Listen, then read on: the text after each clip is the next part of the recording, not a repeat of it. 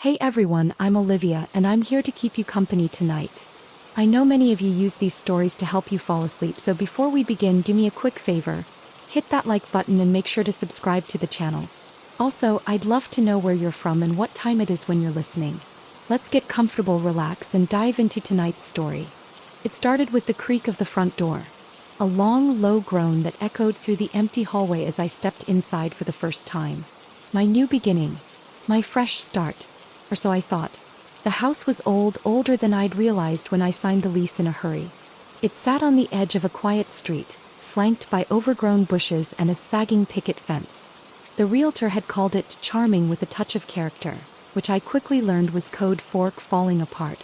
The hardwood floors were scratched and faded, the walls bore stains I didn't want to identify, and the faint smell of mildew hung in the air, no matter how many windows I opened. But it was mine, or at least, it was my responsibility for the foreseeable future. I'd just finalized my divorce, packed up my life in a series of battered cardboard boxes and left the city. A new job in a sleepy little town seemed like the perfect way to reset. I wanted quiet, solitude, something simple. That first night, I wandered through the house with a glass of wine in hand, getting a feel for the place. The living room had a heavy stone fireplace, the kind you'd imagine roaring with flames on a snowy night. The kitchen was outdated but functional, and the bedrooms upstairs were drafty with windows that rattled in their frames. Then there was the basement. I'd noticed the door earlier, tucked behind the kitchen, almost as if it didn't want to be seen. When I opened it, a waft of cold, damp air greeted me.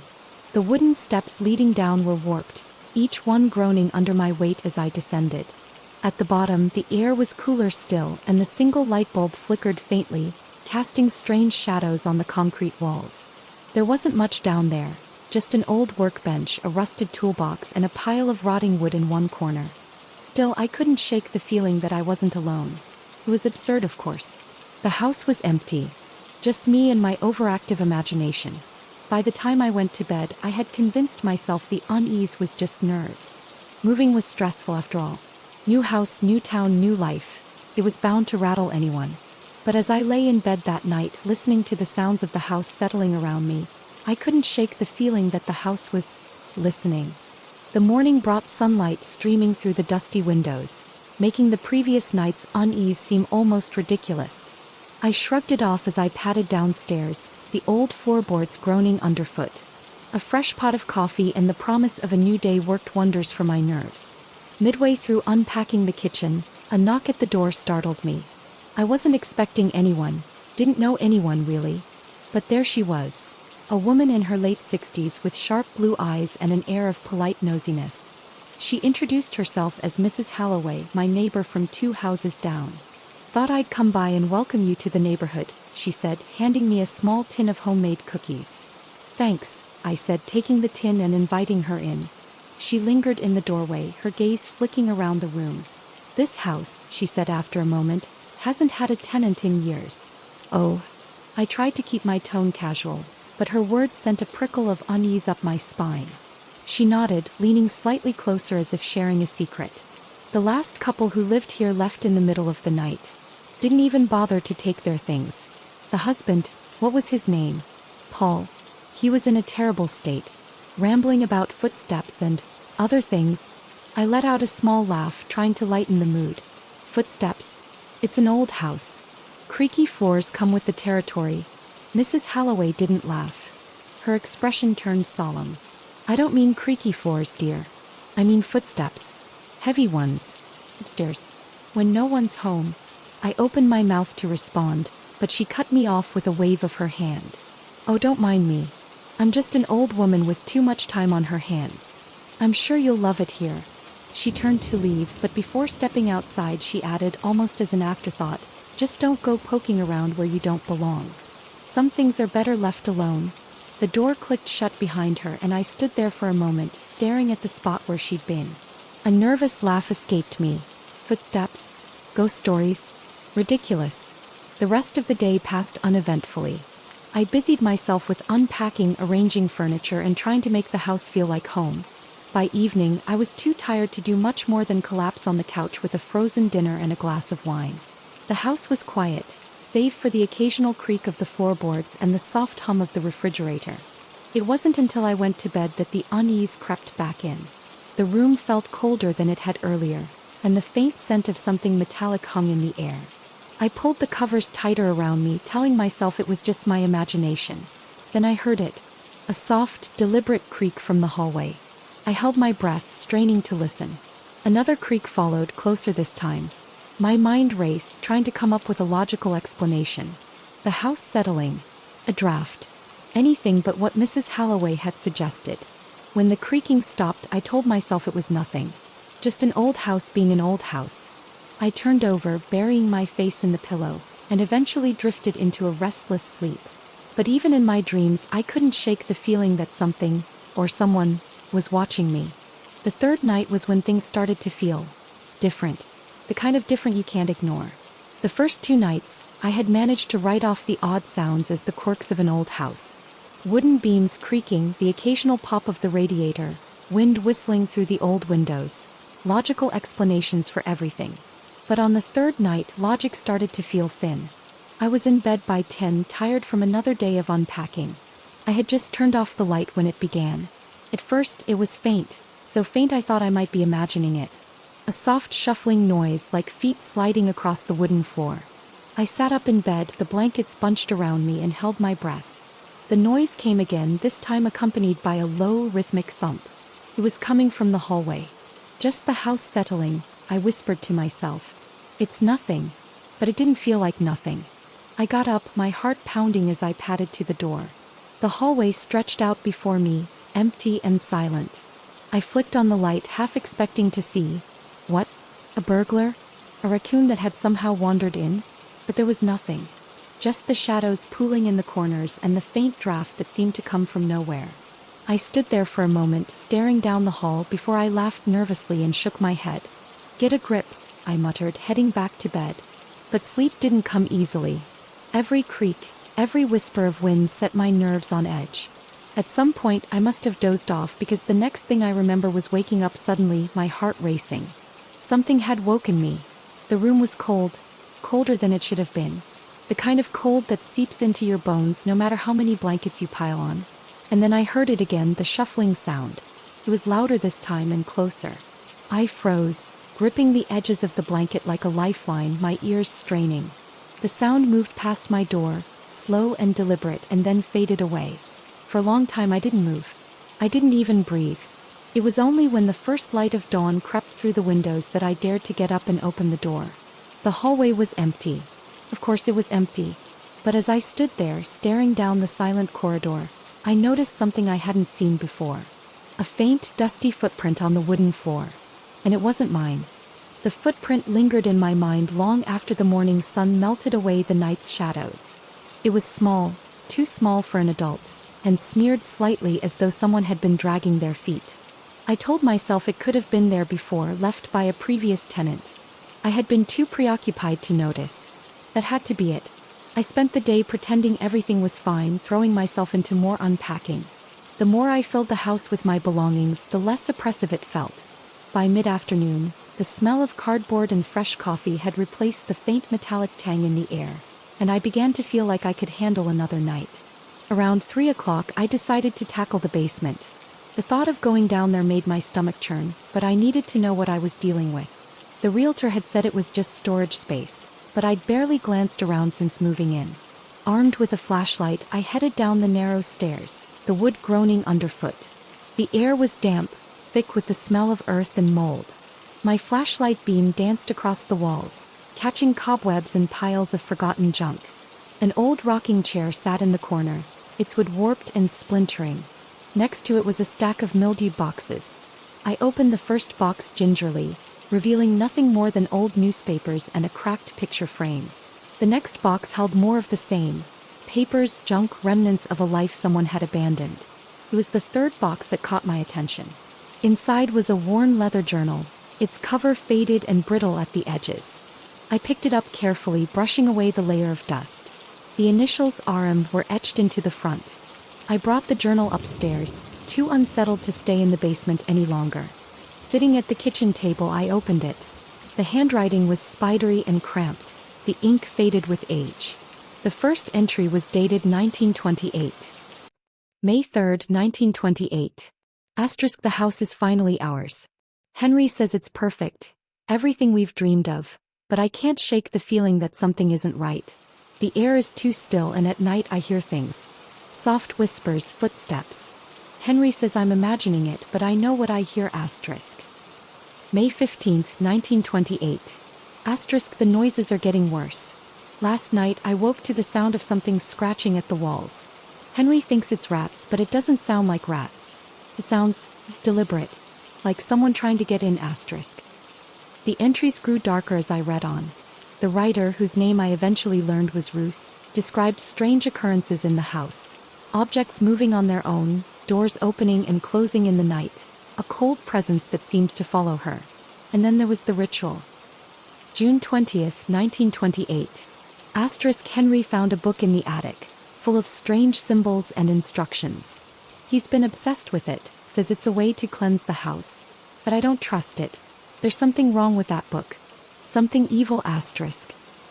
I shut the journal, my hands trembling. The air in the kitchen felt colder, heavier, as though the house itself was listening. I tried to shake the feeling, but I couldn't.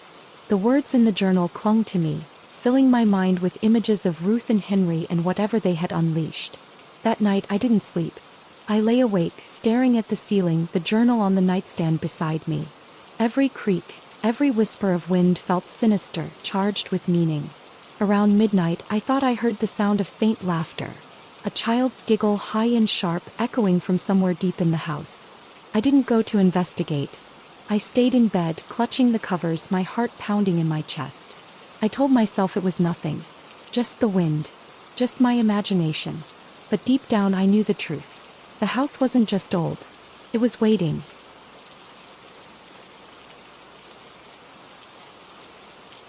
The next day I couldn't shake the unease. I carried it with me like a shadow, lurking at the edge of every thought.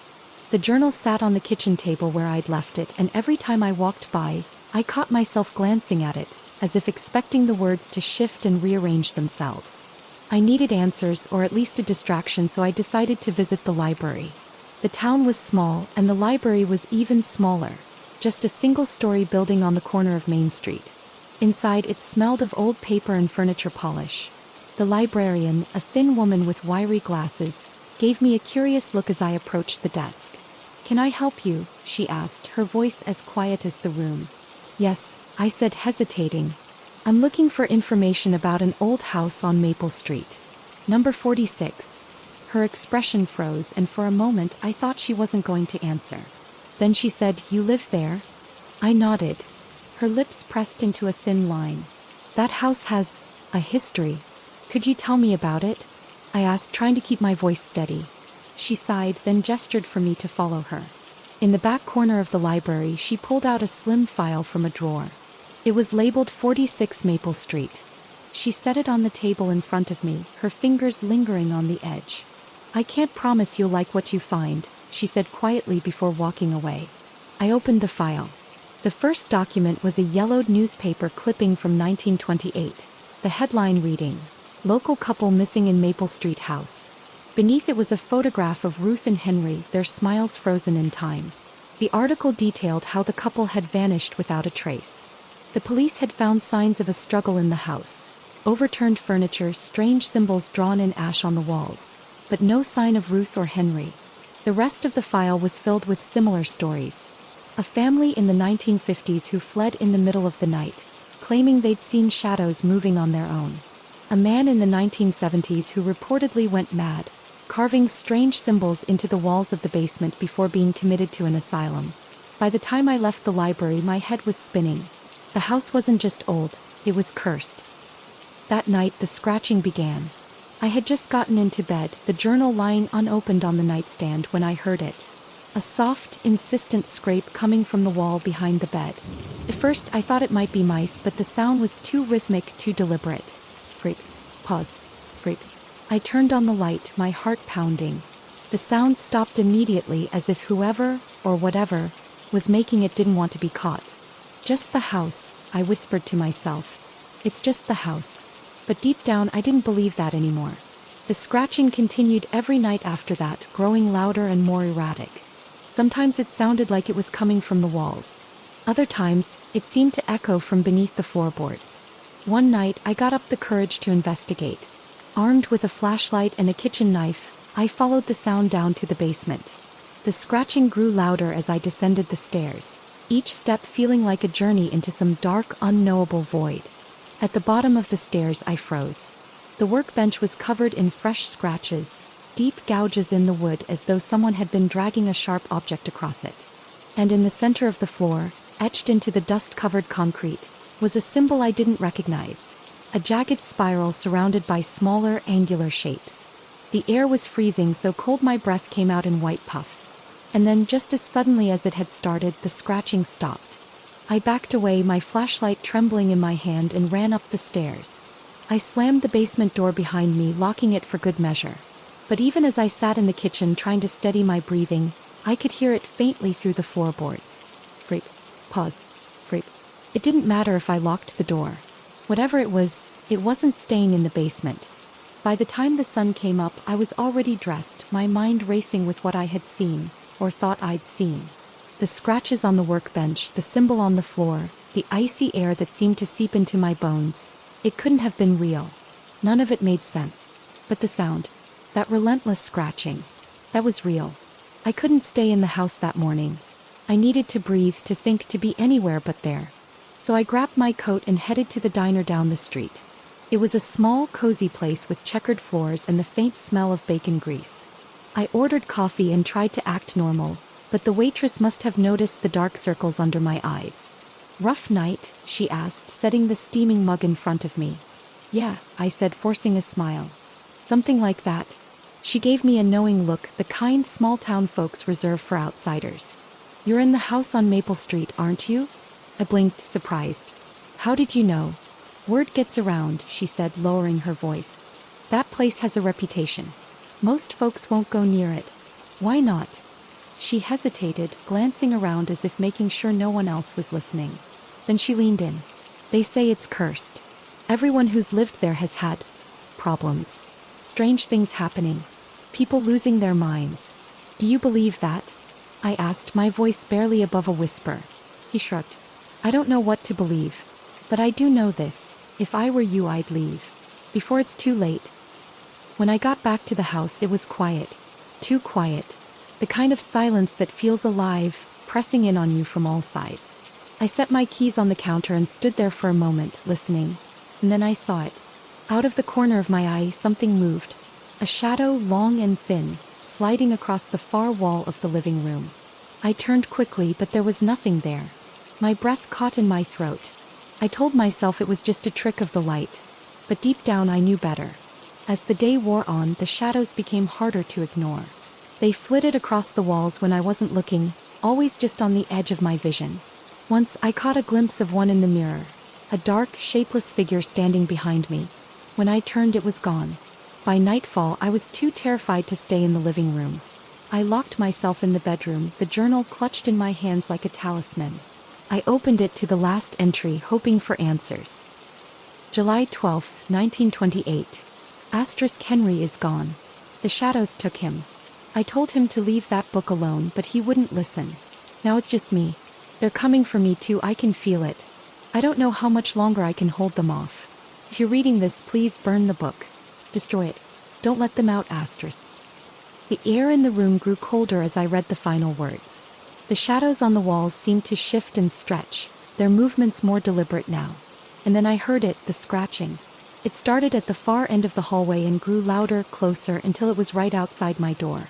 My heart pounded as I stared at the doorknob, half expecting it to turn. When the sound stopped, I thought it was over. But then something slid under the door. A shadow. It crept across the floor, moving toward me with a slow, deliberate purpose. I scrambled back, my back pressing against the headboard. The shadow stopped at the edge of the bed, stretching upward, taller and darker than anything I'd ever seen. And then it whispered. A low, guttural sound, like 1,000 voices speaking at once. The words were incomprehensible, but the tone was unmistakable. It was a warning. Or a threat. I don't remember much after that. I must have passed out because the next thing I knew, it was morning. The shadow was gone and the house was silent once more. But the scratches on the inside of my bedroom door told me it hadn't been a dream. Morning brought no solace. The scratches on my bedroom door were undeniable proof that whatever had happened last night was real. I couldn't write it off as a dream as much as I wanted to. The shadows, the whispers, the ominous warning, it all lingered, gnawing at the edges of my sanity. I spent the day pacing the house trying to figure out what to do. The journal had mentioned a book, something Henry had found in the attic. That had to be the key. The attic door was a small, square panel in the hallway ceiling. I had to use a rickety folding ladder to reach it, the wood groaning under my weight as I climbed. The attic smelled of dust and old wood, and the only light came from the weak beam of my flashlight. The space was cluttered with forgotten things. Broken furniture, stacks of yellowed newspapers, and boxes sealed with brittle tape. I searched for what felt like hours, sifting through decades of detritus. And then I found it. The book was hidden in a trunk beneath a pile of moth-eaten blankets. It was thick and heavy, bound in cracked black leather with no title or markings on the cover. The edges of the pages were charred as if someone had tried and failed to burn it. My hands trembled as I opened it. The pages were filled with strange symbols and diagrams, accompanied by text written in a language I didn't recognize. Some of the words looked almost familiar, like they were on the edge of comprehension, but the meaning slipped away whenever I tried to focus. There were illustrations, too, grotesque images of shadowy figures in twisted, unnatural forms. One page depicted the very symbol I had seen etched into the basement floor. Beneath it, in spidery handwriting, was a single phrase scrawled in English. The doorway must never be opened. I brought the book downstairs, placing it on the kitchen table next to Ruth's journal. The two seemed to belong together, pieces of the same terrible puzzle. I flipped through the book again, trying to make sense of its contents. Most of it was incomprehensible, but one section caught my eye. It described a ritual, an incantation to summon something. There were diagrams of circles and symbols to be drawn, steps to be followed precisely. The instructions were clear about one thing. Once summoned, the entity could not be banished. Could only be contained. The journal's warning echoed in my mind. Asterisk, burn the book. Destroy it. Don't let them out, asterisk. I should have listened. That night I tried to sleep, but every creak of the house set my nerves on edge. Around midnight I heard it again, the scratching. It started faint, almost imperceptible, but it grew louder, more insistent, as if whatever was making it wanted to be heard. And then the whispers began. Low and guttural, the same indecipherable voices I had heard before. They seemed to come from everywhere at once. Above, below, all around me. I grabbed the flashlight and crept into the hallway, my heart pounding. The whispers grew louder as I approached the attic door. The panel was ajar. Cold air seeped from the opening, carrying with it the faint metallic tang I had smelled before. My hand shook as I pushed the ladder into place and climbed up, one trembling step at a time. The attic was pitch dark. My flashlight flickered as I scanned the space, the beam catching nothing but shadows and dust. And then I saw it. In the far corner of the attic, the shadows were moving. They writhed and twisted, forming a shape. A tall, spindly figure with hollow eyes and elongated limbs. It didn't move toward me. It didn't need to. The oppressive weight of its presence pinned me in place, my body frozen with fear. It raised one long skeletal finger and pointed at the book in my hand. The whispers grew deafening, a cacophony of voices screaming in a language I couldn't understand. My flashlight flickered and died, plunging the attic into darkness. I stumbled down the ladder, dropping the book in my haste to get away. I slammed the attic door shut and pressed my back against it, breathing hard. The whispers stopped, but the house remained eerily quiet. Too quiet. I glanced at the clock. It was 3 a.m. The witching hour. I sat with my back against the attic door, my chest heaving as I struggled to catch my breath. The silence in the house was suffocating, pressing in on me from all sides. Every nerve in my body screamed for me to leave, to run, but my legs felt like lead, too heavy to move. The book lay on the floor where I'd dropped it, its black leather cover gleaming faintly in the dim light. I couldn't stop staring at it. That thing in the attic. It had pointed at the book as if warning me or maybe commanding me. I needed help. Without thinking, I grabbed my phone and called Mrs. Caldwell, the neighbor who had first mentioned the house's unsettling past. The phone rang, and just as I was about to hang up, she answered. Hello. Her voice was groggy, laced with irritation. Mrs. Caldwell, it's me, I said quickly. I'm sorry to call so late, but I need to ask you something. There was a pause, then, are you all right, dear? He sounded. It's the house, I whispered. Something's wrong with it. With me. Another pause, longer this time. When she spoke again, her voice was hushed, almost fearful. You've seen them, haven't you? The shadows. I closed my eyes, a shiver running down my spine. Yes. She sighed, the sound heavy with resignation. I was hoping it wouldn't come to this. Listen to me carefully, you need to leave. Pack your things and go. Don't wait. Don't look back. I can't just leave, I said, panic rising in my chest. This is my home now. I've put everything I have into it. Then burn the book, she said, her voice sharp. That's the only way. Destroy it before it destroys you. What happens if I don't? There was a long, dreadful silence. Then, in a voice barely above a whisper, she said, You don't want to find out. The line went dead. I didn't sleep that night. I sat in the kitchen, the book on the table in front of me, Ruth's journal beside it. The words in the journal seemed to taunt me. Asterisk, burn the book. Destroy it. Don't let them out, asterisk. But what if burning it wasn't enough? What if destroying the book unleashed something worse? The shadows seemed to grow darker as the hours crawled by, shifting and stretching across the walls like living things. I felt their eyes on me, though I couldn't see them. At 3 a.m. the scratching started again. This time it wasn't just in the walls. It was everywhere, on the floor, the ceiling, the windows. It surrounded me, relentless and maddening. I grabbed the book and ran to the backyard, my breath visible in the icy air. I threw the book into the fire pit and lit a match, my hands trembling so badly it took 3 tries to strike it. The flames roared to life, engulfing the book in seconds. I stood there, watching as the leather cover blackened and curled, the pages turning to ash. For a moment, it felt like the nightmare was over. The scratching stopped, and the shadows seemed to retreat, melting into the corners of the yard. But then the air grew heavy, charged with static. A low, guttural growl echoed through the yard, reverberating in my chest. The flames in the fire pit flickered and died, leaving nothing but cold, smoldering embers. And in the silence that followed, I heard a sound that froze my blood. Laughter. High-pitched and childlike, it echoed from the darkened house behind me. I turned slowly, my heart pounding. The attic window was wide open, and in the pale moonlight I saw a figure standing there. It was small, with hollow eyes and an impossibly wide grin. It raised a hand, waving at me with slow, deliberate movements. And then it vanished. The house fell silent once more, but the laughter lingered, echoing in my ears long after the figure was gone. I didn't go back inside. I couldn't. The image of that grinning figure in the attic window was burned into my mind, and the memory of its laughter made my skin crawl.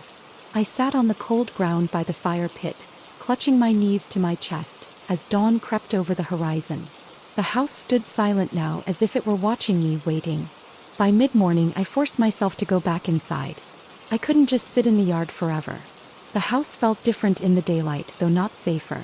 The air was heavy, the silence oppressive. Every creak of the floorboards made me jump. I spent the morning cleaning, trying to distract myself. I scrubbed the kitchen counters, swept the floors, even dusted the shelves, though they didn't need it. But no amount of cleaning could shake the feeling that I wasn't alone. Around noon there was a knock at the door. The sound startled me so badly that I nearly dropped the broom I was holding. I hesitated for a moment before walking to the door and peering through the peephole. It was Mrs. Caldwell. Her face was pale, her expression grave. She clutched a small paper bag to her chest, her knuckles white. I opened the door cautiously. Mrs. Caldwell? I thought you might need this, she said, stepping inside without waiting for an invitation. She set the bag on the kitchen table and began unpacking its contents. A bundle of dried herbs, a small vial of oil, and a cluster of white candles. What's all this? I asked, eyeing the items warily. Protection, she said. It's not much, but it should help keep them at bay. Who? Her eyes met mine, and for the first time I saw genuine fear in them. The ones in the shadows. They're drawn to the house. Always have been. I swallowed hard. Why? What do they want? They feed on fear, she said, her voice trembling slightly. And they've had plenty of it over the years. The house is a beacon to them, a gateway. Burning the book might have weakened them, but it didn't close the door. That's something only you can do. Me? I shook my head. I don't even know what I'm dealing with. That's why I'm here, she said. She handed me one of the candles and a bundle of herbs. Tonight we're going to seal the door. When night fell, the tension in the house was palpable. Every shadow seemed to stretch and shift. Every creak of the floorboards sounded like a footstep. Mrs. Caldwell and I sat in the living room, the candles arranged in a circle on the floor. She lit each one with a wooden match, murmuring words I didn't understand.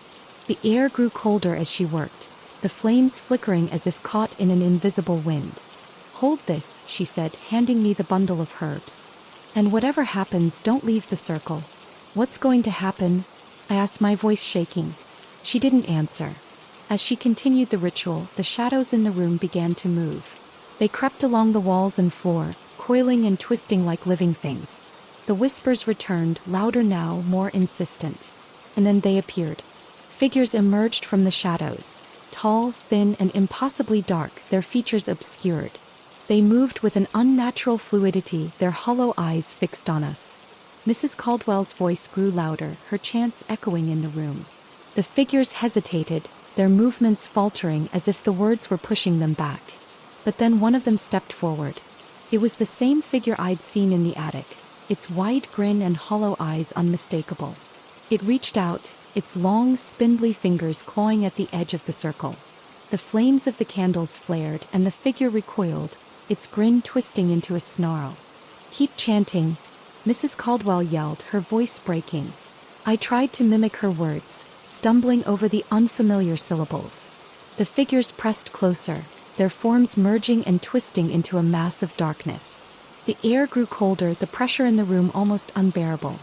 And then, with a deafening roar, the shadows burst outward, dissipating like smoke. The candles flickered and died, plunging the room into darkness. For a moment there was silence. Then Mrs. Caldwell spoke. "It's done." But as I walked her to the door, I noticed something.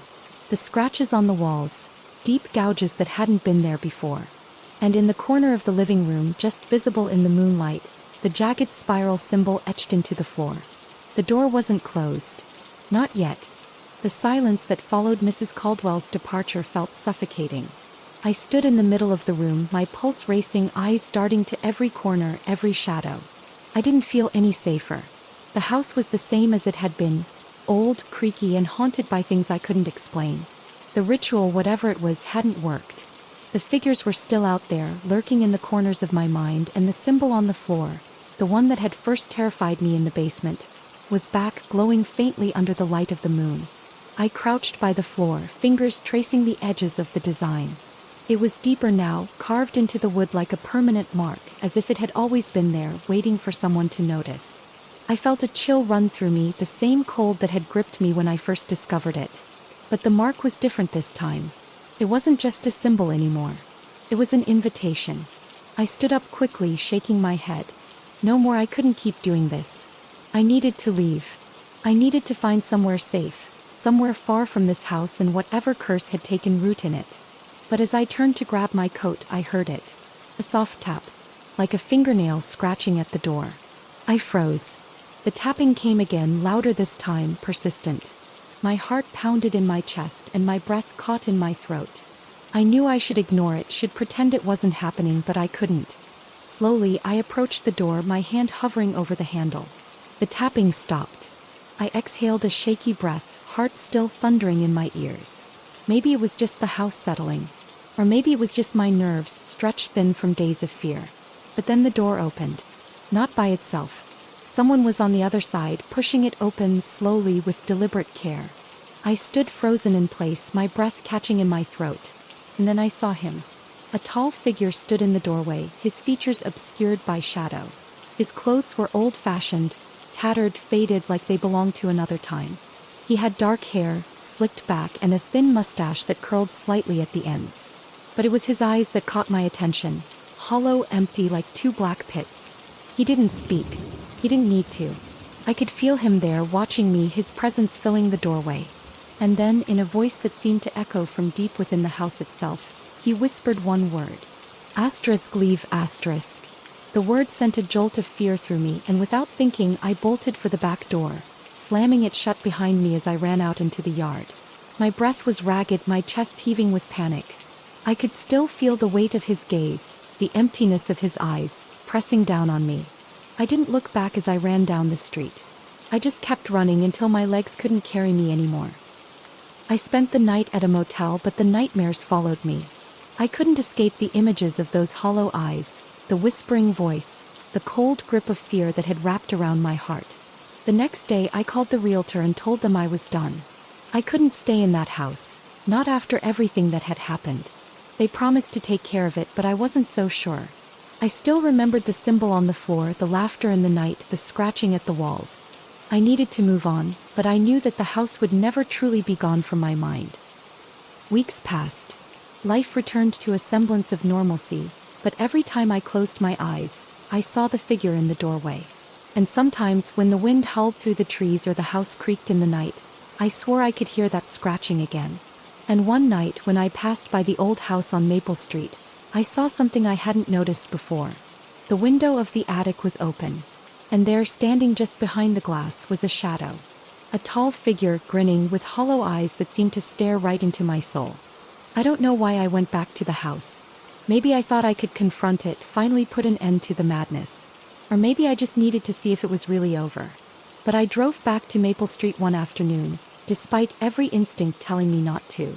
The house looked the same from the outside, decayed, its paint peeling, the garden overrun with weeds. It seemed abandoned, but I couldn't shake the feeling that something inside was waiting for me. I parked on the curb, my hands gripping the steering wheel so tightly that my knuckles turned white. The air felt heavy, like a storm was about to break. My breath fogged the windshield as I stared at the house. For a moment I thought about driving away, just leaving it behind, but some twisted sense of curiosity or obsession, pulled me forward. I got out of the car and walked to the front door, the sound of my footsteps muffled on the overgrown lawn. The door was slightly ajar, just like it had been the first time I entered the house. I hesitated, my hand hovering over the knob. Then I pushed it open. The house smelled the same, musty, damp, like forgotten things. The air was thick with the weight of old memories, of things that didn't belong. The floorboards creaked beneath my feet as I walked through the hallway, my pulse quickening with every step. I moved toward the living room where I'd found the journal and the book. The shadows seemed to follow me, creeping along the walls, twisting into grotesque shapes. But this time it was different. There was no laughter, no whispering, only silence. I turned the corner into the living room and froze. The symbols, those same twisted ancient shapes, were scrawled all over the walls, the floor, and even the furniture. They weren't just etched in the wood anymore. They had bled into the walls themselves, like ink dripping into water. And in the center of the room, the symbol I had seen in the basement was larger than ever, a sickening, glowing mark on the floor. I stumbled backward, my mind racing. What had happened since I left? Had they grown stronger in my absence? The scratching started again. It was faint at first, just a whisper of sound, but it grew louder, more frantic. I turned, and there, at the far end of the hallway, I saw a figure. It wasn't the tall man from before. This one was smaller, hunched over, moving in jerky, unnatural motions. It had the same hollow eyes, but its mouth was wide, stretched in a grin that made my stomach churn. The figure slowly turned toward me, its head tilting at an odd angle. It raised a finger to its lips, a silent warning. Leave. The word echoed in my mind, but I couldn't move. I was frozen, trapped by the creature's gaze. Its grin widened, its eyes darkening, and I knew without a doubt that it wasn't just a ghost or a figment of my imagination. It was real. I turned and ran, my heart pounding in my chest, my feet stumbling over the debris scattered across the floor. I didn't stop, didn't look back. I just ran out of the house, out of the yard, down the street. I didn't stop until I reached the car.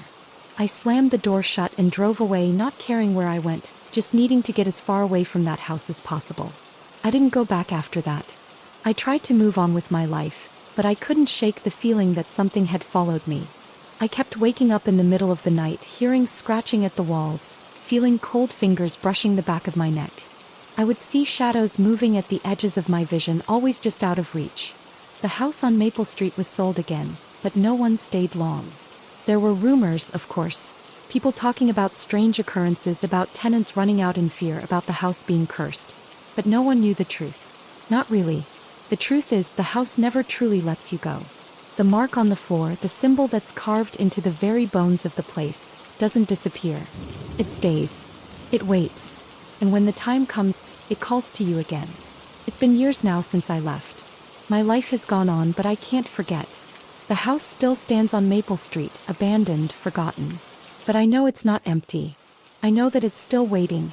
Every so often I drive by, even though I know I shouldn't. I can't stop myself. And when I do, I always see the same thing. The attic window open, the silhouette of someone watching from the dark. I try to tell myself it's just my mind playing tricks. That I'm imagining things, that the house is nothing more than a crumbling shell of wood and stone. But I can't forget the eyes. The way they watched me. The way they followed me even after I left. And sometimes, when the night is quiet and the wind is still, I can hear the scratching, soft and insistent, coming from the walls of my own home. I know what it means. It's only a matter of time before they find me again. And when they do, they will make me return. I wasn't expecting much when I found the house. I'd just gone through a divorce and was looking for something small, something cheap, something that didn't carry the memories of a life I was desperately trying to leave behind. After months of searching through cramped apartments and overpriced townhouses, I stumbled upon it. The listing didn't seem all that special at first. An old 2-story house on the outskirts of town. The photos showed a place with a little character. Faded paint, crooked shutters, and a front porch that sagged slightly under the weight of time. But something about it caught my eye. It felt like the kind of house I'd seen in old movies, the kind that had seen 1,000 lives pass through its doors, each one leaving behind a piece of themselves in the walls. The rent was ridiculously low for the area. I thought maybe it was a mistake, but I didn't question it. I was tired of questioning things. I needed to move. The real estate agent, a frail woman with graying hair, handed me the keys with a smile that didn't quite reach her eyes. Her voice was soft, almost as if she was speaking to a child, but I figured it was just her way. "It's an older house," she said. "But it's solid. Just make sure you don't stir up the past, all right?" Her words made me pause, but I brushed them off. I didn't have time for odd superstitions. I was just looking for a roof over my head. The first time I stepped inside, it felt alive. Like the house itself was holding its breath, waiting for me. The air smelled musty, like old wood and forgotten things. The floorboards creaked under my feet as I explored each room, feeling the strange weight of the place press in on me. The living room had a fireplace that hadn't been used in years, and the wood paneling along the walls looked worn but comforting. It was small, cozy, just right for me. Upstairs I found 2 bedrooms. One was a little larger, with a window that overlooked the street. The other was smaller, tucked at the back of the house, but it had an odd charm to it. I claimed the larger bedroom, though something about the smaller one appealed to me, and I couldn't shake the thought that it might be perfect for a study, or a quiet space to write. When I moved in the next week, I didn't have a lot of stuff. Just a few boxes, a couch, a bed, a table, and some bookshelves. But I quickly grew fond of the house, despite its quirks. There was the constant creaking of the floorboards, the faint rattling of the windows whenever the wind picked up. The sounds were a bit unsettling at first, but they seemed to be part of the house's charm. I could almost hear the history in the creaks, the whispers of past lives that had been lived here. The neighborhood was quiet, almost too quiet. I didn't mind it, though. I had no real reason to reach out to my neighbors, and I preferred the solitude. Still, on the 3rd day of my stay, a woman from next door came over to introduce herself. She was older, her hair graying at the temples, and she had the air of someone who had been around for a long time. Her clothes were simple, but they had the comfort of someone who had no need to impress anyone. "You're the new tenant?" she asked, her eyes narrowing slightly, like she was sizing me up. "I'm Mrs. Dalton. I live next door. I've been here, well, a long time." I smiled and nodded, trying to be polite. "Nice to meet you," I said, reaching out to shake her hand. Mrs. Dalton's hand was cold, like she hadn't been warm in years. Her grip was strong, though, and she gave me a tight-lipped smile. "You'll get used to the house," she said, glancing at it like she could see something I couldn't. "It's an old place, but it'll treat you well. As long as you don't disturb what's inside." I frowned slightly. "What do you mean by that?" "Oh, don't mind me," she replied quickly, waving a hand as if brushing away the thought. "I'm just an old woman with old superstitions. Nothing you need to worry about." But her eyes stayed on the house, as though there were something she was afraid to say. "Is there something about the house?" I asked, feeling an odd tug of curiosity. Mrs. Dalton hesitated, then gave a short, nervous laugh. Nothing you need to concern yourself with. The last guy who lived there, Frank, he wasn't around long. Ran out of here in the middle of the night, babbling about curses and doors. Strange stuff. She looked at me carefully. But you're a smart one, aren't you? You won't fall for old stories. I felt an uncomfortable chill as I glanced at the house behind her. The idea of someone running out in fear unsettled me more than I wanted to admit. But I didn't want to seem jumpy. I'm sure it's just some rumor. The house is old, that's all. Mrs. Dalton nodded but didn't look convinced. It's just the house. It gets to people sometimes. Her eyes flicked to the door again. But like I said, I'm an old woman. You'll see for yourself soon enough. I didn't know if she was joking or if there was something more to her words. But I was here to start fresh. I didn't have time to entertain stories about ghosts or curses. The idea seemed absurd to me. That night, as I settled into the house, I tried to ignore the faint, almost imperceptible sounds. The wind rattled the windows. The house groaned as if stretching after years of stillness. I could hear the occasional thud from upstairs, like footsteps, heavy ones, deliberate. I tried to brush it off, but there was something about the sounds that felt different. Not natural. Not like the normal creaks of an old house. But I was being paranoid. So, the house was just settling. That's what houses do, right? I went to bed that night and tried to sleep, but the creaks kept me awake. Every time I closed my eyes, it felt like the house was watching me, like the walls were breathing, shifting, murmuring. Around midnight, I heard it again, the footsteps upstairs. This time they were louder, more distinct. They weren't the usual groans of a settling house. I sat up in bed, my heart thumping. Slow, deliberate steps. They came from the hallway outside my bedroom door. I wanted to call out, to tell whoever it was to stop, but no one was supposed to be here. I was alone. I told myself it was the house's way of adjusting, the old floorboards shifting under the weight of time. Still, the steps didn't stop. They were moving closer now, creeping down the hallway toward my door. I sat frozen, staring at the darkened doorway. I could feel the cold creeping in around the edges of my bed, the temperature dropping sharply. And then it stopped. No more footsteps. No more sounds. I didn't move for what felt like an eternity. My mind raced, trying to make sense of it, but nothing made sense. Eventually, I convinced myself it was nothing. The house was old. The sounds, the creaks, the groans, it was just the way these places behaved. But as I tried to drift off to sleep again, I felt a lingering unease. Something in the house didn't feel right. I woke up the next morning, exhausted, but when I went downstairs, the house was quiet again. It was just the house settling. I was sure of it. The first few days in the house were nothing out of the ordinary. I unpacked the last of my boxes, rearranged the furniture a few more times than I'd like to admit, and tried to make the place feel like home. But for some reason, every time the evening came, the house seemed to change. During the day, it was just like any other old house. Dimly lit, cozy, and slightly dusty. But at night, the place transformed. It was as though the house came alive, and not in a way that felt comforting. There was a weight to the silence, an oppressive stillness that made it hard to breathe. I didn't know why I felt this way. I was alone in this house, and I should have been glad for the peace. But there was something else there, a presence that I couldn't name. I had started to get used to the house's little quirks. The way the floorboards creaked when I walked, how the walls would groan as if the house were stretching and shifting. The windows rattled with every gust of wind, and occasionally I would hear the soft flutter of something brushing against the walls. But then one evening it happened again. The footsteps.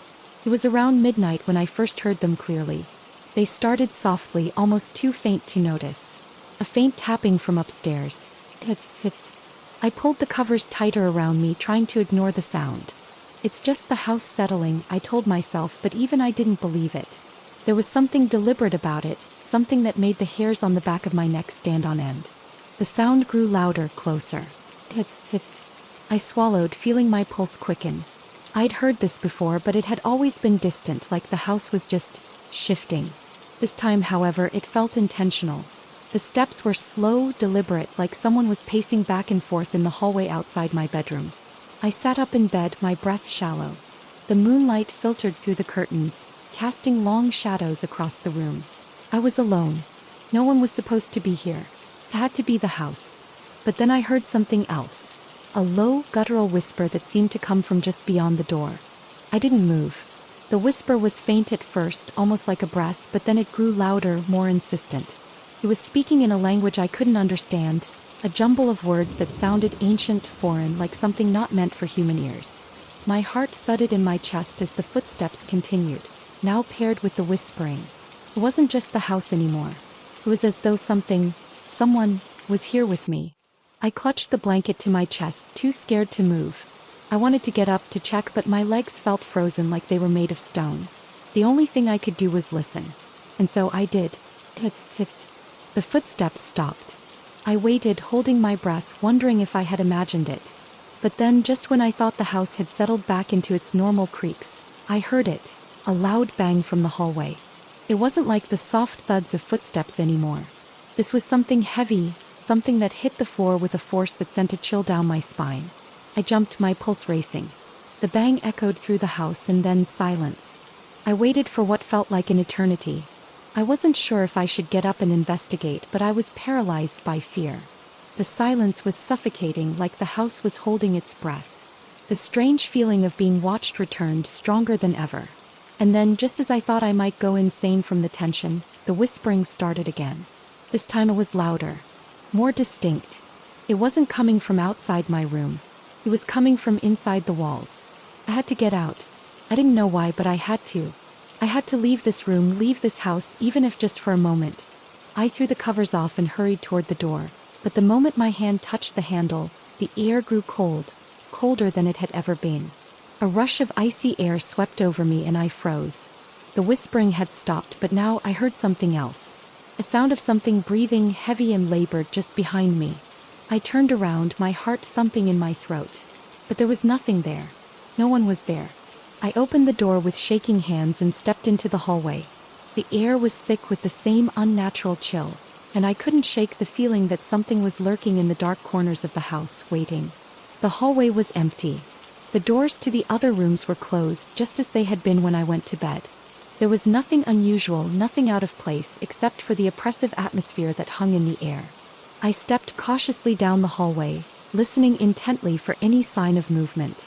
But the house was silent again. Just when I thought I might be losing my mind, I heard something faint, almost like a scraping sound coming from upstairs. It was soft at first, just a light scratch, like something dragging across the floor. But then it became louder, more distinct, like nails on a chalkboard. The noise seemed to be coming from the attic. I had no idea what to make of it. What could possibly be up there? The house was old, sure, but this didn't feel normal. The hairs on the back of my neck stood up again as I stood there, frozen in the hallway. The attic. I hadn't even thought to check it when I first moved in. The door was tucked away at the end of the hallway, almost hidden behind a faded rug. But now, standing at the foot of the stairs, I couldn't ignore it. Something in the air, the oppressive weight of the house, the strange feeling that I wasn't alone, pulled me toward it.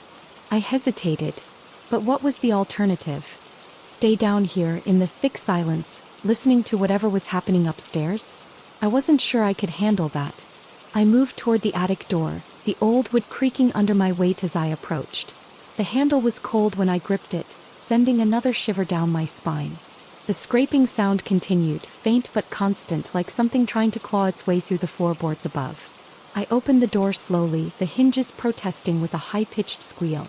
The stairs leading up to the attic were steep, and the air grew colder with every step I took. I couldn't see anything, not really, just the dim light filtering in from the hallway, casting long shadows.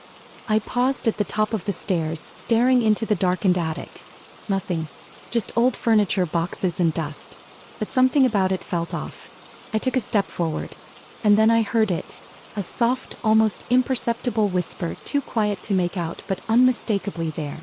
The sound was so close, so real, that I felt the breath on the back of my neck, the air growing heavier, thicker. I swallowed hard. Hello. My voice was hoarse, barely audible. Nothing answered, but the air felt charged now, like something was waiting. Watching. I had no idea what I expected, but the longer I stood there, the more I felt like I was trespassing, like something was about to make its presence known in a way I wasn't prepared for. Suddenly, I felt it, the unmistakable sensation of someone standing right behind me. I turned around, but the staircase behind me was empty. The whispering had stopped. But I couldn't shake the feeling that something was there, something just out of sight, waiting for me to leave. or worse, to stay. I took one last look at the dark corners of the attic and made my way back down the stairs. The house was silent again, but the unease lingered, heavy in the air. I had no explanation for what I'd felt, but something told me it was only going to get worse. The next few days passed in a haze. I tried to go about my daily routine as though nothing had happened, but it was hard to shake the feeling that the house was somehow alive. The strange sounds, the footsteps, the whispering that I couldn't seem to explain, all of it gnawed at the edges of my mind. I didn't want to acknowledge it, but the unease was too pervasive. It felt like something was watching me, waiting for me to slip up. The days were easier. During the day, everything seemed calm, almost mundane. The house still creaked and groaned, but in the bright light I could pretend it was all just normal settling. It was only when the sun dipped below the horizon that the tension started to build. The shadows grew longer, deeper, and with them the air seemed to grow colder. That evening after dinner I decided to go for a walk to clear my head. Maybe it would help. Maybe some fresh air would make me feel less crazy. I stepped outside, pulling my coat tight against the chill of the evening, and made my way down the street. As I walked, my thoughts kept returning to the house. Specifically to the attic. The sensation I had felt when I'd gone up there. The strange whispering that had seemed so real, the oppressive atmosphere. I wasn't the kind of person to believe in ghosts, but I had to admit something about the house was different. As I turned the corner, I ran into Mrs. Dalton again. She was standing in her front yard, her hands wrapped around a mug as she stared down at the sidewalk. "Oh, you," she said, her eyes narrowing when she saw me. She looked like she'd been expecting me. "You're still here." I didn't know what to say. I had been avoiding her ever since our last conversation. There was something about her that unsettled me, but I didn't want to be rude. "I'm just out for a walk," I said, offering a small smile. She didn't smile back.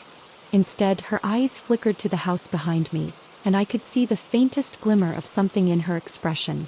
Something dark, like a memory she couldn't shake. "You're still staying in that house then?" she asked. Her voice was soft, almost too soft. I nodded, wondering if I should tell her about the strange things that had been happening. But I hesitated. He might just think I was losing my mind. "You know," she said, her voice dropping to a whisper, "people don't stay long in that house. I'm sure you've heard the stories. Frank wasn't the first." I swallowed, feeling a sudden rush of fear. "What stories?" Her gaze hardened, and she looked over her shoulder as if making sure no one was listening. "That house has a history. A bad one. Before you moved in, the last tenants, well, they weren't there long. Ran out of the place, scared out of their minds. The man, he was babbling about something he found in the attic." My stomach tightened. "What did he find?" She didn't answer right away. She simply stared at me like she was measuring my resolve, weighing whether or not to tell me more. Finally she spoke. "A journal. A diary. He found it up there in the attic, hidden in one of the old trunks. I don't know what it said, but he wouldn't stop talking about it. He said it was some kind of curse, some kind of ritual. That's when he left." I stared at her, my breath catching in my throat. "A curse?" I repeated, disbelieving. She nodded slowly, her eyes narrowing with a look that seemed almost knowing. "You should be careful," she added, her voice low. "If you want to stay, that's your business. But some things are better left alone. The house has a way of drawing people in, making them think they can handle it. But trust me, no one ever really leaves the way they came." I felt the weight of her words, but I didn't know what to do with them. I had heard the stories, of course, the rumors about the old house, the talk of strange things happening, but I had always brushed them aside. People liked to gossip, especially about old places like this one. But now, standing in front of Mrs. Dalton, I wasn't so sure. As I turned to leave, I could feel her eyes still on me, watching, waiting. That night, I couldn't sleep. The words from Mrs. Dalton kept turning over and over in my mind. Asterisk, a journal. A diary. A curse, asterisk, what could it all mean? I lay in bed, the darkness pressing in on me, and finally I couldn't stand it any longer. I had to know. I had to see this journal for myself. I got up and slipped into the hallway, moving quietly toward the stairs. My heart pounded in my chest as I approached the attic door. I had been avoiding it ever since the night the whispering had started, but now I couldn't ignore it. There was something in that attic. I knew it, and it was calling me. I grabbed the old metal handle, feeling a chill run through my fingers, and slowly opened the door. The attic was just as dark and musty as I remembered, the air thick with the scent of old wood and dust. I stepped inside, the floor creaking beneath me as I made my way to the far corner where the trunk sat, its wood darkened with age. It was an old thing, one of those heavy, weathered trunks you see in old movies. I hadn't noticed it the first time I'd been up here, but now it seemed to loom over me as if it had been waiting.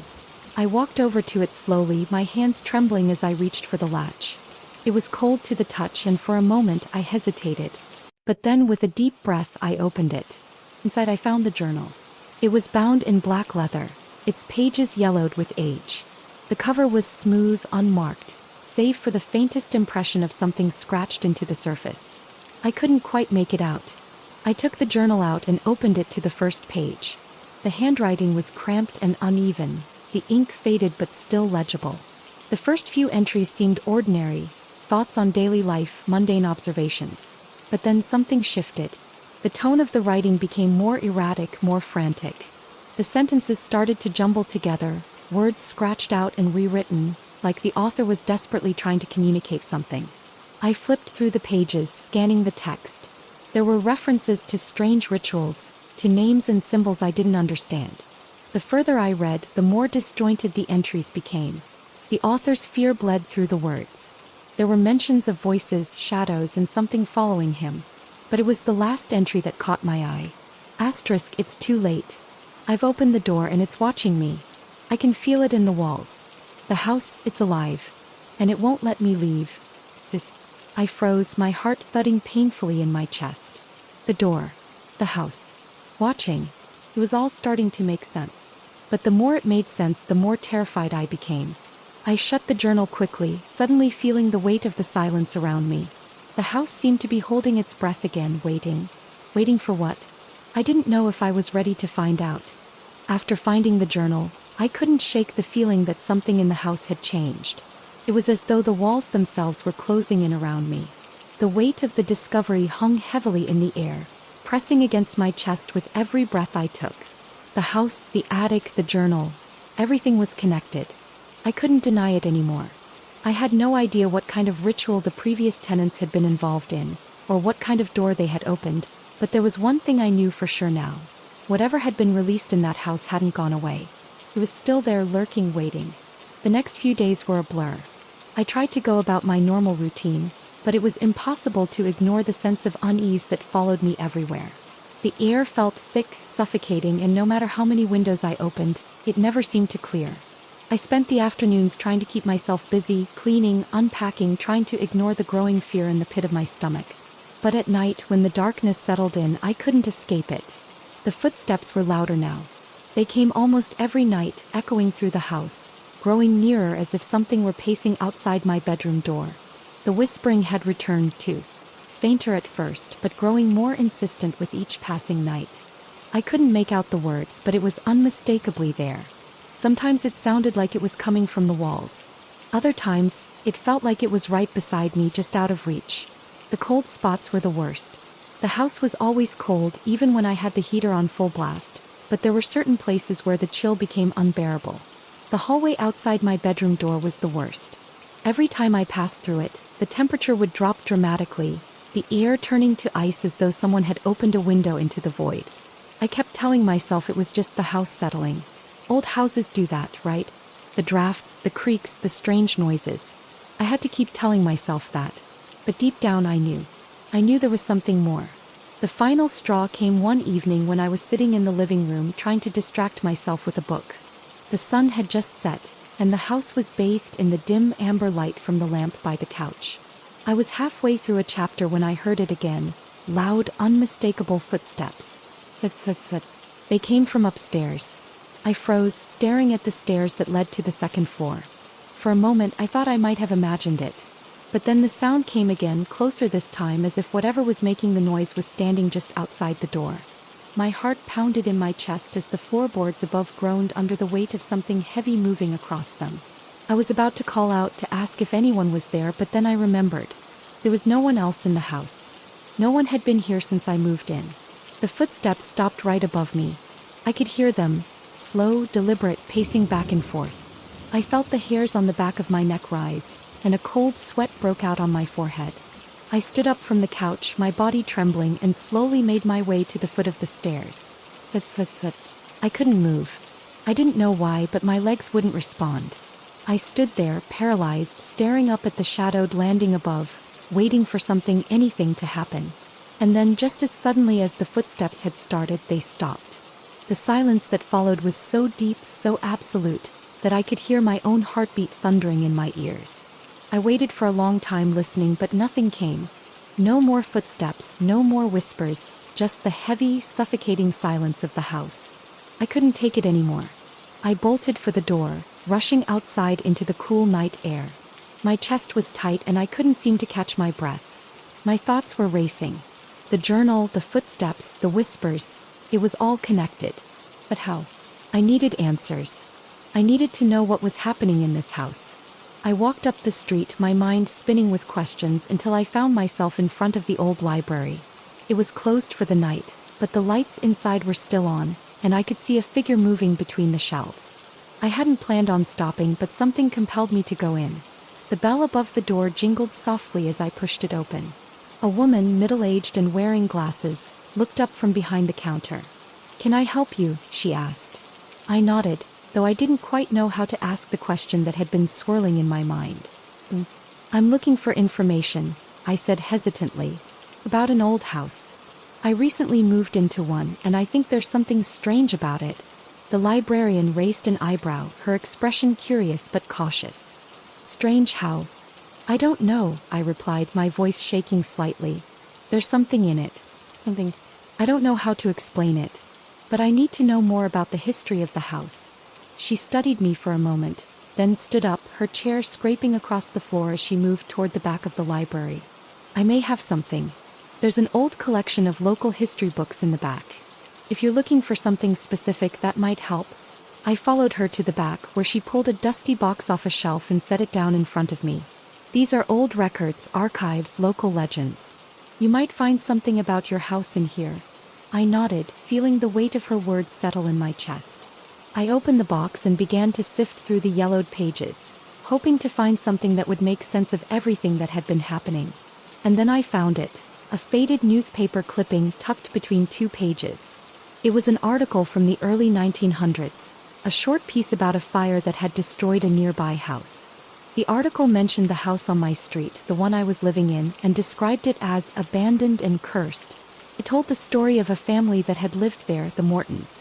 The house had burned to the ground, but the article hinted at something more. The last paragraph of the article was the most chilling. Asterisk, it is said that the house was built on an ancient burial ground. Neighbors reported strange happenings in the years leading up to the fire. Odd lights in the windows, voices carried on the wind, and the unmistakable sound of footsteps when no one was around. Some believe the Mortons were involved in dark rituals, attempting to communicate with forces beyond our world. And after the fire, no one dared to return to the place where the house once stood. I felt the blood drain from my face as I read the words again. My hands shook and the room seemed to tilt slightly. The Mortons, the rituals, the footsteps, it was all connected. I left the library in a daze, the weight of the discovery sinking in. I had to get back to the house. I had to face whatever was there, whatever was waiting for me. The house had a history, and now it seemed it was my turn to be a part of it. By the time I returned to the house, night had fallen again. The streets were quiet, almost too quiet. The cold breeze carried the faint scent of earth and dust, but it was the smell of the house that lingered in my senses.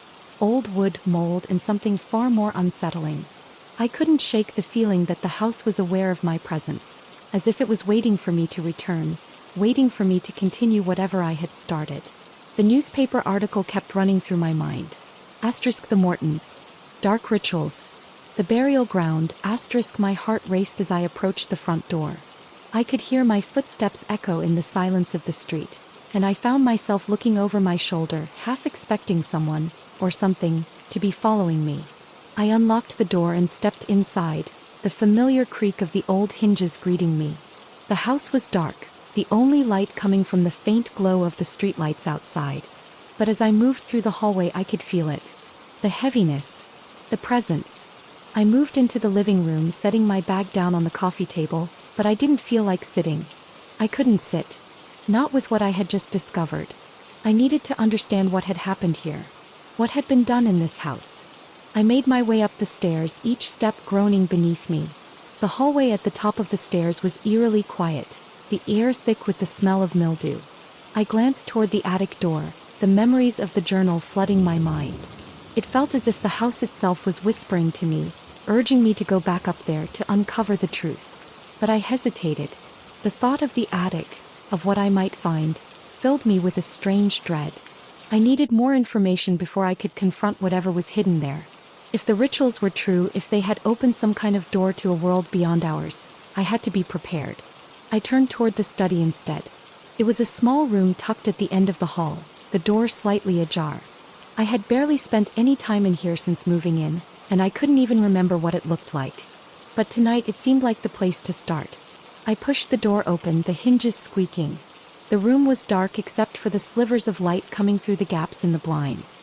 Dust hung in the air and old furniture sat covered in white sheets. There was a desk against the wall, papers scattered across it, and on the far side of the room, a bookshelf lined with old books. I walked over to the desk first, my fingers brushing against the yellowed papers. Some were old receipts, others seemed to be notes, lists of names, dates, and symbols I didn't understand.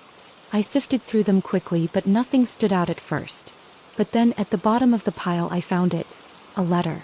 It was addressed to someone named Daphne Morton, and it was dated just a few weeks before the fire. The handwriting was tight and rushed, as though the writer was in a hurry to finish before something happened. I unfolded the letter, reading quickly. Daphne, we have no choice. The ritual must be completed. The signs are clear now. The door is open and we cannot close it without performing the final act. The entity is growing stronger, and if we do not act, it will consume us all. Do not trust anyone. Keep the door shut. I will come to you tonight. Sis. I read the letter twice, trying to make sense of it. The door. The ritual. The entity. The more I read, the more I realized that the Mortons hadn't been simply living in this house. They had been trying to summon something. Something dark and powerful. Something that had broken free. I felt my breath catch in my throat. The entity is growing stronger. The words felt like a weight pressing down on me, and I could almost hear the whispers again. The ones from the walls. From the attic. I needed to know more. I turned toward the bookshelf and began to search through the rows of dusty books. Most of them were old novels, forgotten tomes of little interest. But then, toward the back, I found a collection of occult books. Books on rituals, symbols, and things that no one should ever be curious about. The titles alone made my skin crawl. The Summoning, The Unseen Path, Rites of the Forgotten. I pulled one of the books from the shelf, its cover cracked and faded. The pages inside were yellow and brittle, the print small and difficult to read. I flipped through the book, my eyes scanning the words that seemed to blur before me. And then I found it. The section was titled Opening the Door. I could feel my pulse quicken as I read the text. To open the door is to invite the entity in. It must be done under the cover of darkness, when the stars are aligned and the winds whisper through the trees. The door, once opened, cannot be closed without the sacrifice of the one who opened it. The entity will take what it desires. A soul, a body, a mind. It will feed until it is satisfied, and when it is done it will leave, only to return again in time. The house will be its vessel and the curse will live on. I felt the blood drain from my face. My hands were shaking and I could hear the echo of the words in my mind. The curse will live on, the house. The ritual. The door. The presence. It was all real. I slammed the book shut, panic rising in my chest. The air around me seemed to grow colder, the shadows in the room stretching longer, darker. It felt like the house was alive, like it was feeding off my fear. I had to leave. I had to get out of here before whatever had been unleashed consumed me too. But even as I turned to leave the study, I knew it was too late. The presence had already found me. I could hear it. The footsteps. Slow. Measured. Heavy. They were coming from upstairs. I stood frozen for a moment, listening. My heart was pounding in my chest and I could feel my breath coming in short, shallow gasps. The footsteps stopped. And then a sound I hadn't heard before. A low, guttural growl. My blood ran cold. Without thinking, I ran. I burst out of the study and toward the stairs, my feet pounding on the old wood. But as I reached the landing, I froze. The attic door was open. I didn't remember opening it. I didn't remember anyone coming in. But there it was, standing wide open in front of me, dark and yawning. The growl grew louder and I heard a whisper. A voice low and raspy. "You shouldn't have come." I didn't wait to hear the rest. I bolted for the front door, my heart hammering in my chest. But as I reached for the doorknob, it wouldn't turn. I pulled and tugged, but the door was stuck. The growling behind me grew louder, more frantic, as if whatever was in the house had realized it wasn't alone anymore. I turned and ran toward the back door, only to find that locked as well. I was trapped. I could feel it now, the weight of the presence behind me. It was in the house. It was coming for me. Panic surged through me, tearing away any semblance of rational thought. My chest was tight, my breath shallow, and I could feel the cold, clammy sweat on my skin. The growl behind me, a deep, animalistic sound, had shifted, almost becoming something more human. Something malevolent. I had to get out. But the house was holding me captive. Every exit was blocked. Every window seemed sealed shut. The air was thick with a presence I could feel pressing down on me, suffocating me. I had become the prey in a house that was no longer just a house. It was a trap, a vessel, and I was its unwilling occupant. I pulled at the back door again, desperate, but it didn't budge. My eyes darted around the kitchen, searching for anything that could help me. The knife block, the drawers, the window above the sink. But no, none of it mattered. The growl was louder now, rising in pitch, the sound vibrating through the walls. I could almost hear footsteps, heavy, dragging, like something large and slow was dragging itself across the floor above me. It's coming. A sharp, sickening realization hit me like a punch to the gut. The thing in the attic. The thing that had been set loose so many years ago by the Mortons. It was here. And it wasn't going to stop until it had what it wanted. I staggered backward, my mind racing. The attic, the door was open. If I could just make it up there, maybe I could hide. Maybe I could figure out a way to stop it.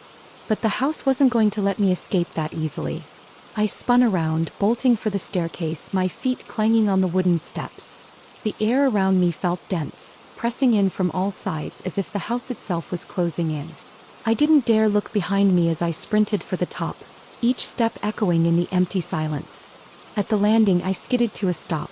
The attic door loomed in front of me, its open mouth like a dark invitation. The growl was louder now, accompanied by a scraping sound as though something was dragging itself closer, inch by inch. I didn't know what I expected to find in the attic, but I had to go up there. I had no choice. I reached for the door, the wood cold beneath my hand. And as I pushed it open, a rush of cold air hit me, like stepping into an icy void. The attic was pitch black, the kind of darkness that pressed against your eyes, suffocating and thick. But I could feel it. Whatever was up there, it was waiting for me. I stepped into the attic, my heart racing, my feet making barely a sound on the old floorboards.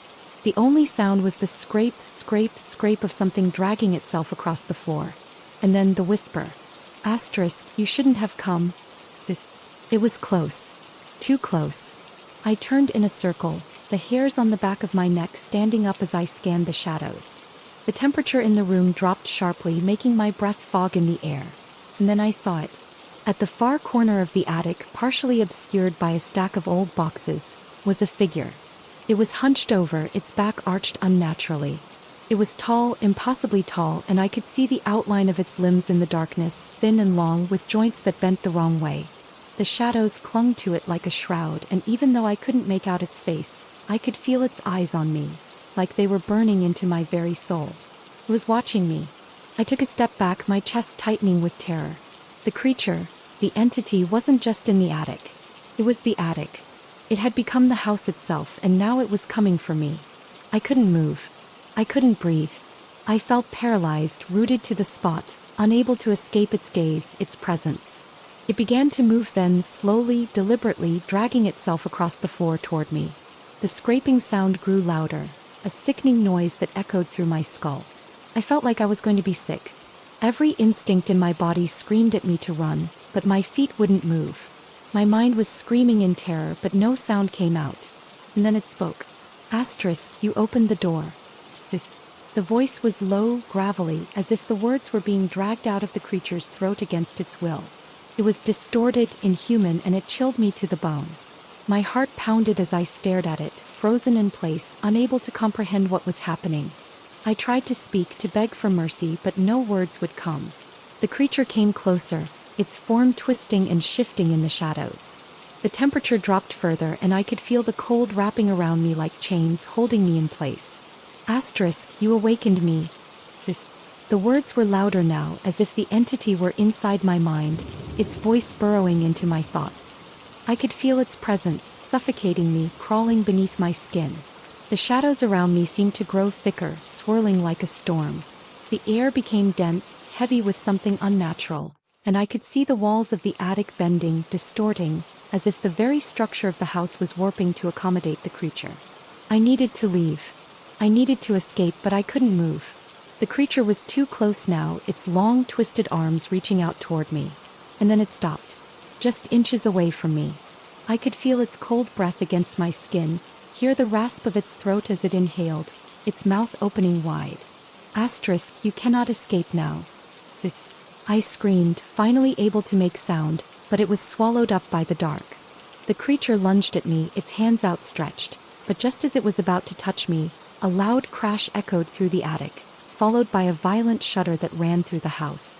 The walls groaned, the floor beneath me trembled, and for a moment everything was still. I didn't know what was happening. I didn't know if the house was collapsing or if the creature was pulling away. But for a brief, horrifying moment I thought it was over. The thing in the attic made one last blood-curdling noise, a screech that reverberated through my body before it vanished. The silence that followed was deafening. I couldn't move. I couldn't breathe. The attic was empty again, but I knew deep down that it wasn't over. It was only just beginning. The silence after the creature's screech was almost unbearable. My heart was pounding so loudly in my chest that I thought it might burst. I stood frozen in place, my legs weak, my arms shaking. The attic was empty, but I could still feel it. That presence. That weight pressing down on me like the house itself was holding its breath, waiting. I didn't know how long I stood there, but eventually I managed to move. My feet felt like lead as I turned, but I forced myself to take a step back, then another, then another. The darkness of the attic seemed to close in on me, the shadows stretching out, thick and oppressive. I couldn't think. I couldn't process what had just happened. I had seen it. The thing in the attic. The entity. Was real. And it had been waiting for me. But why? Why me? I turned around and stumbled toward the stairs, my mind a blur. The house felt so much bigger now, as if it were stretching out around me, its walls alive, watching. I was only halfway down the stairs when I heard it. A faint scraping sound like nails on a chalkboard coming from the attic. It was the creature. It wasn't gone. I froze, my blood running cold.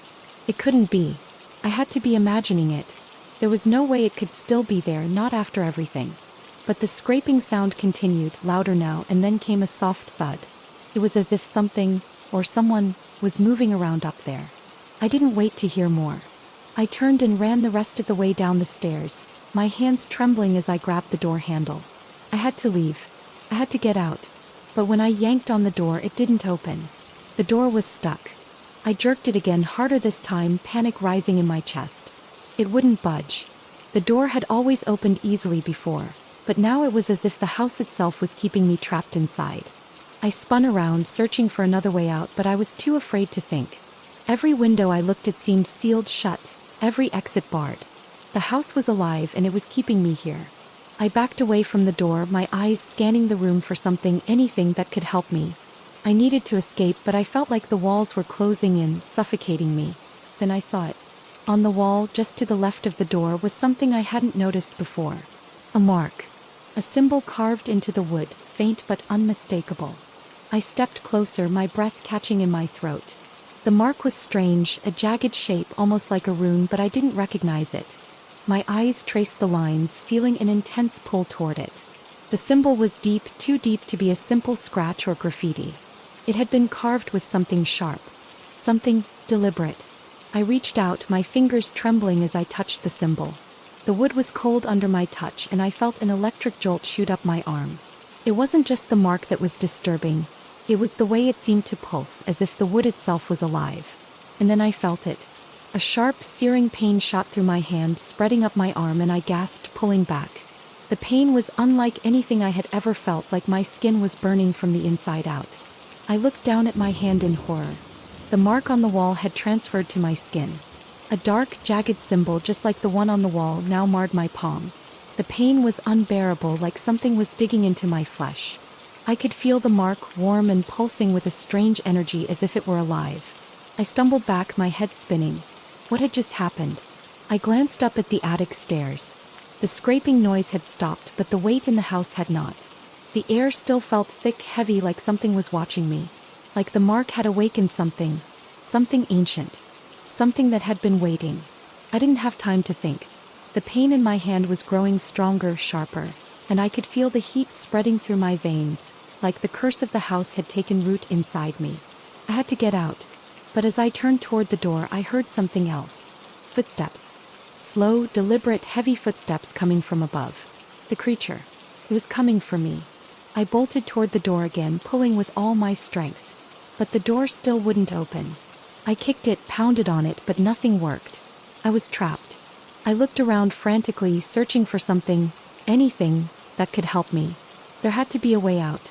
There had to be something I could do. And then, from the corner of my eye, I saw something move. In the hallway just beyond the door, a figure. A shadow. A person, or at least what looked like one. But it wasn't human. It couldn't be. The figure was tall, impossibly tall, its body contorted in unnatural ways. His arms were long, far too long, hanging down to the floor. His face. I couldn't see its face, but I could feel its eyes on me, burning into me. I could hear its breath, shallow and rasping as it inched closer, its feet scraping across the floor. I took a step back, my heart hammering in my chest. The figure didn't move, not yet, but I could feel the air shift, like it was drawing closer, like it was pulling me into its orbit. And then it spoke. "You belong to me now. Sis." The voice was low, like gravel being dragged across stone. It reverberated through the walls, rattling my bones.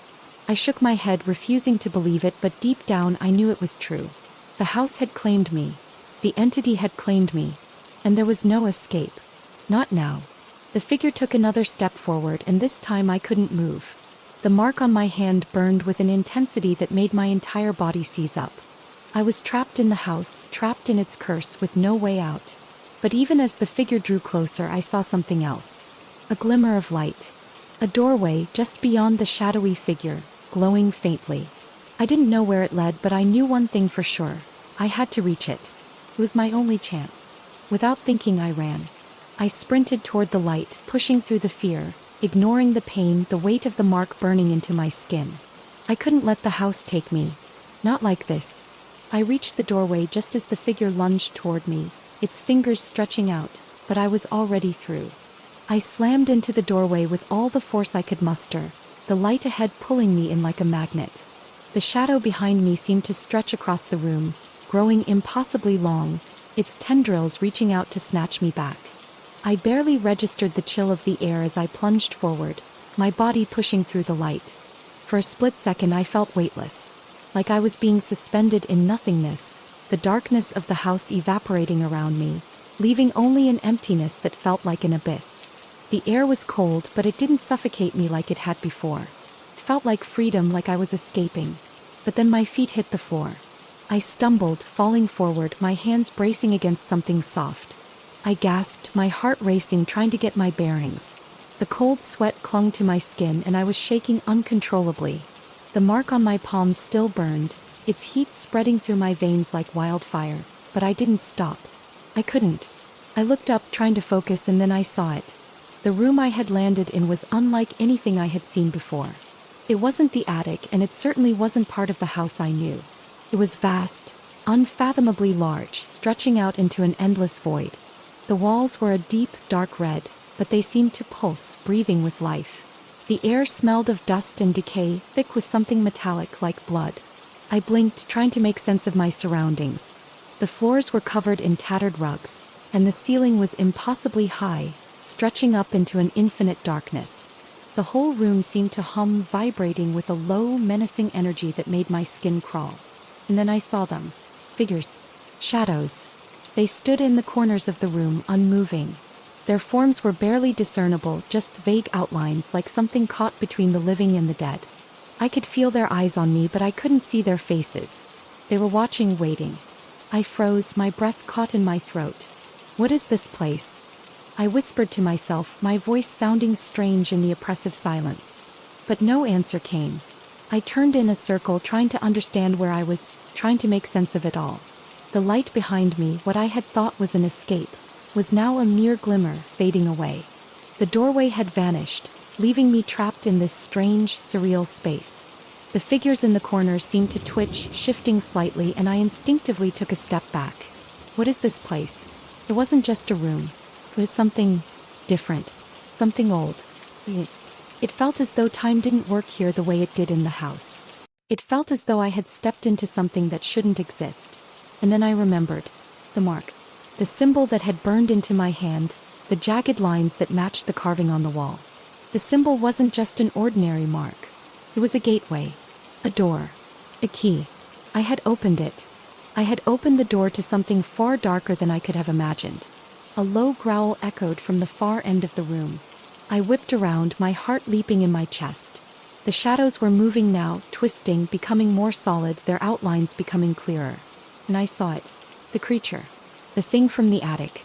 It was here. The thing that had hunted me through the house was now standing in the middle of the room, its grotesque form twisted and distorted. Its body was tall and thin, stretched beyond the limits of human anatomy, its joints bending in unnatural directions. The skin on its limbs hung loosely like fabric on a skeleton, and its eyes. God, its eyes. They were nothing but dark, bottomless pits, filled with an emptiness that made my stomach twist.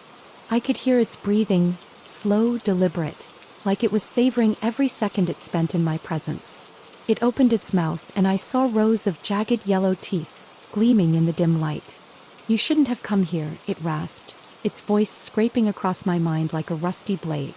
I wanted to scream. I wanted to run, but I couldn't. My legs were frozen, my body paralyzed by terror.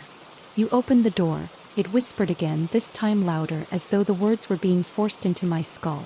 Asterisk, you belong to me now. I took a step back, but my feet didn't obey me.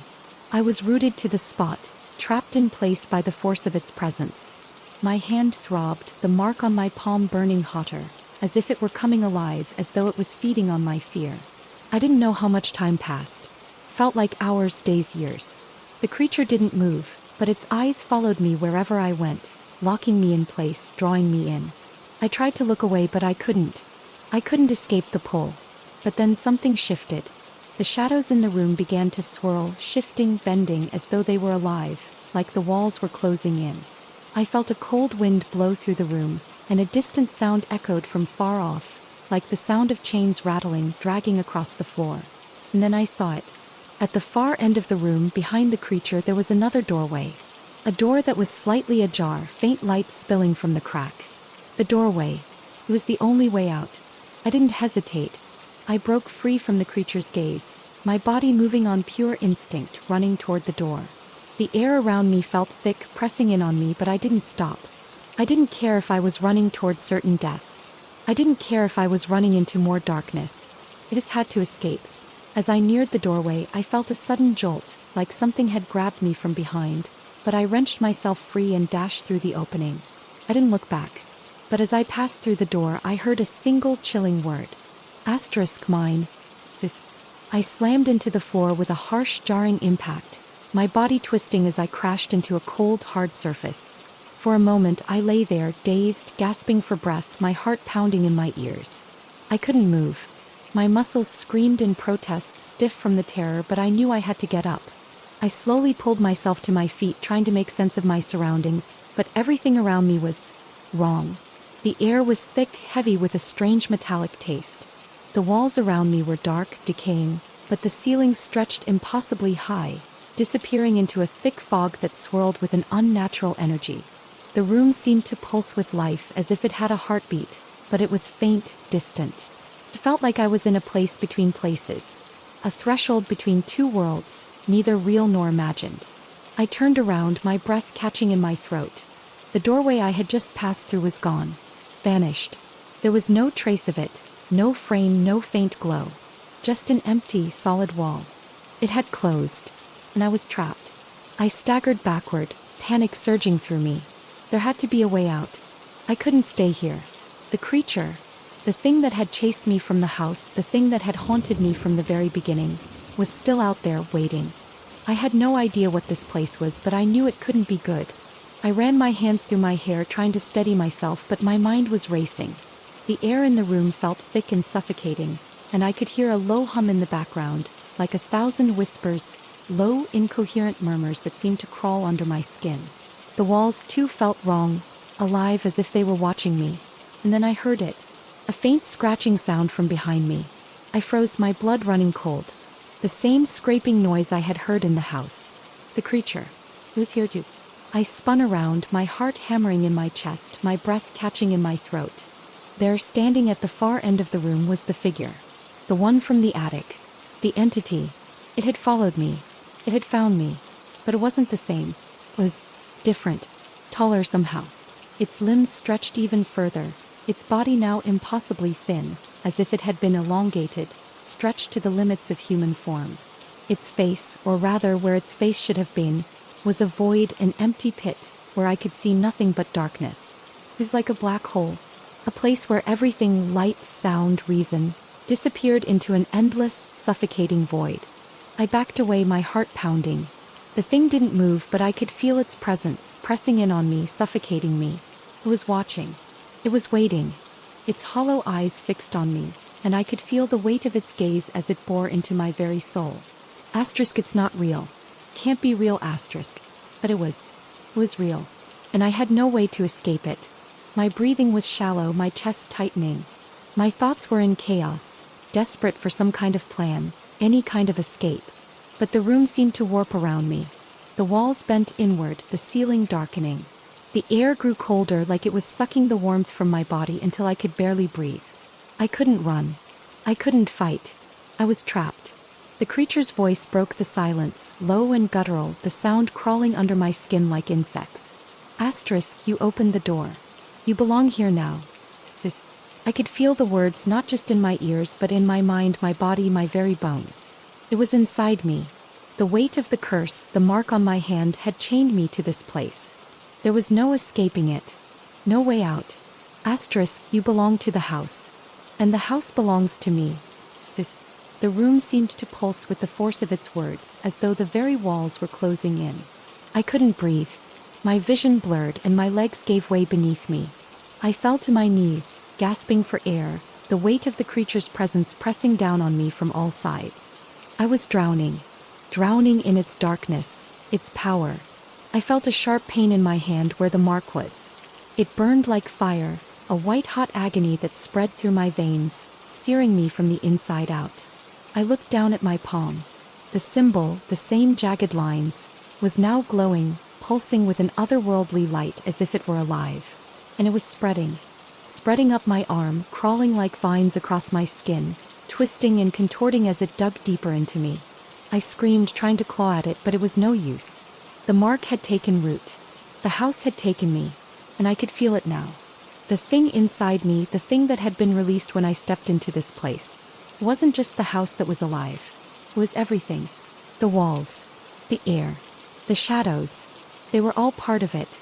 Part of the entity. I could hear it, feel it, its voice, its whispers crawling inside my mind. It was speaking to me, forcing its way in, wrapping its tendrils around my thoughts, drowning me in its presence. Asterisk, you are mine. I tried to fight it. Tried to push it out, but it was like trying to stop the ocean with a grain of sand. The figure in front of me didn't move. It didn't need to. It was inside me, controlling me. Its presence surrounded me, consumed me. And then I saw something. A flicker of light. A flash just beyond the creature. I blinked, my mind struggling to focus, and I saw it again. A doorway. A crack in the darkness. A chance. I didn't think. I didn't care. I lunged for it, ignoring the burning in my body, the force pulling me back. The entity screamed, its voice like 1,000 nails scraping against metal. But I didn't stop. I reached for the light, and with all my strength I hurled myself toward it. The world around me seemed to tear apart, the darkness crumbling as I dove through the doorway. I landed on the other side, gasping for air, but when I looked up, my heart stopped. I was back in the house. I lay there, sprawled on the floor, my body heaving with each frantic breath. The familiar cold wooden floors beneath me felt real, solid, too real. I blinked several times, struggling to make sense of what had just happened. The doorway had been there and I had passed through it, but instead of finding freedom, I had ended up back in the same damn place. The same cursed house. I could feel it, the house. The air in here was thick, heavy, with a lingering sense of dread. It wasn't like before, though. Before, I had only sensed the weight of the place, the strange noises, the subtle things that didn't quite fit. But now it felt different. It felt alive, as if the house itself was aware of my presence. Like it was watching me. Waiting. I pushed myself up, my hands trembling. The mark on my palm still burned with the same intensity it had before. But now it seemed to throb in time with my heartbeat, as if it had become a part of me, like it had taken root inside me. I glanced around, my mind struggling to comprehend what was happening. I wasn't sure if I was still in the same reality or if the house had pulled me into some other dimension. A dream, maybe. A nightmare. Felt like a nightmare. But I could hear it. The sound. The heavy, slow footsteps. I froze. They were coming from upstairs. They were deliberate, measured, and heavy. A dragging sound, like something, or someone, was slowly moving, struggling to walk. The steps were uneven, distorted. I could feel them reverberating through the floorboards, making the walls vibrate, the air shudder. I wasn't alone. The footsteps drew closer and I could feel my pulse quickening, my blood running cold. I couldn't move. I couldn't think. All I could do was listen. The steps paused for a moment and the house seemed to hold its breath, waiting. I was trapped. I stood, my legs unsteady beneath me. The cold sweat on my skin felt sticky and suffocating. The mark on my hand flared, sending a shock of pain through my entire arm, and I gasped, stumbling backward. I tried to focus, to think of a way out, but the house seemed to be alive, closing in on me, suffocating me with its darkness. The footsteps resumed, closer now, faster, as if the creature, whatever it was getting closer. I turned, my eyes scanning the room for an escape, but there was nothing. Nothing but the walls. The door to the outside was still there, but I couldn't reach it. I couldn't get to it. It was too late. The door creaked open. I didn't have time to react. The figure stepped into the room, blocking the doorway. Its silhouette was tall, towering over me, its limbs impossibly long and thin. The same shape, the same grotesque form, but now it was different. It had changed. The shadows that clung to it seemed to writhe, moving like they had a life of their own. Its face, if you could even call it a face, was a hollow abyss, a void that seemed to pull at everything around it. I could feel my breath catch in my throat, my stomach churn with nausea. It spoke, and the words scraped through my mind like the rusted edge of a blade. Asterisk, you didn't learn. I tried to back away, but my legs were frozen. The mark burned again, more intensely this time, sending waves of pain through my chest. I could feel it, the pull of the house, the power of the creature seeping into me. The air around me thickened, pushing me toward the figure. I didn't want to move toward it. I didn't want to be anywhere near it. But it was as if I had no choice. I was being drawn to it. You are mine, the creature hissed again, its voice now low, almost tender.